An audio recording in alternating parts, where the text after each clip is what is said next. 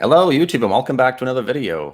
Justin here, and in this video, we're going to talk about inside bars. The reason why we're going to talk about inside bars is because inside bars signal that we are in a period of consolidation after a big move.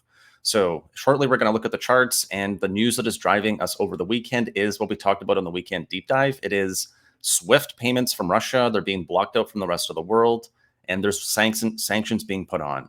So let's jump straight in and find out what the charts are doing for today. So first thing we're going to look at here is going to be the, oops, let me actually pull up my chart. My apologies. There we go.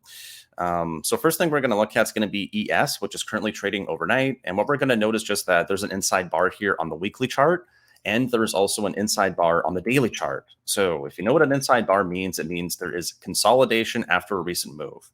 So we had an impulse move higher. Now we put in an inside bar, which means whether we break bullish or bearish on this candle means the short-term direction.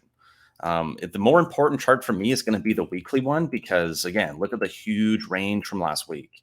So in my opinion, until we actually get a higher high or a lower low on the weekly chart for SPY, for QQQ, and for those two primary ETFs, we are currently consolidating.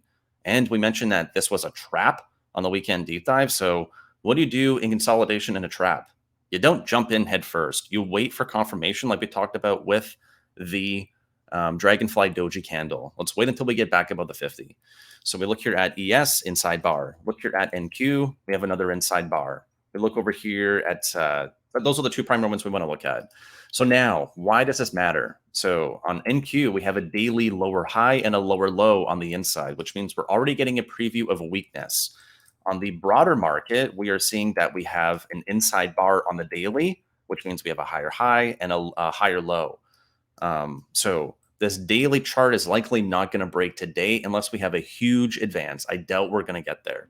So the more important clue for me is going to be tomorrow when this daily inside bar either breaks bull or breaks bear. Until we get that confirmation, the weekend video is still going to be our template for the week.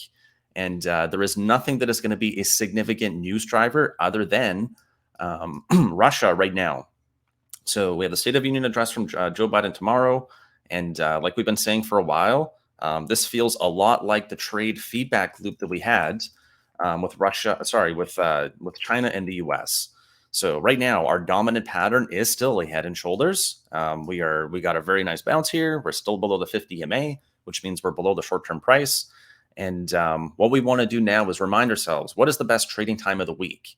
The best trading time of the week is not going to be Monday morning. We want to make sure that we are very confident in our trades. And we want to make sure that we're not jumping in without actually understanding what's going on. Today's going to be also the close of the monthly chart. So why does this matter? Well, today is the last trading day of the month. And we're going to have another inside bar on the monthly. So we have an inside bar on the month, on the week, on the day. What does this tell you? It tells you be mindful of the risk. I would also just note that if this is the repeat of the U.S.-China trade talks, we're going to be moving on headlines, and you are not going to be as fast, as nimble, or as smart as a computer reading the headlines and making a trading decision. So what does that mean? Don't try to be a rock star. Sit on the sidelines. Next thing I would note is just that let me bring my face back up here.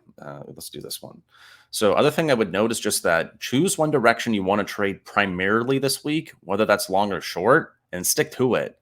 Don't flip-flop, because the best trades of the week are going to be on Wednesday and Thursday, which is when we have the two-day testimony from Jerome Powell. So if you go against what you planned for this weekend, today, tomorrow, and then your trade sets up on Wednesday, Thursday, you might not be ready to pull the trigger when it really matters. So what I would encourage you to do is to put in order the trades you want to make. I want to go long. I want to go long because of this. I want to go short because of this. And then try not to deviate from your plan. It's going to be hard, but it's going to be important.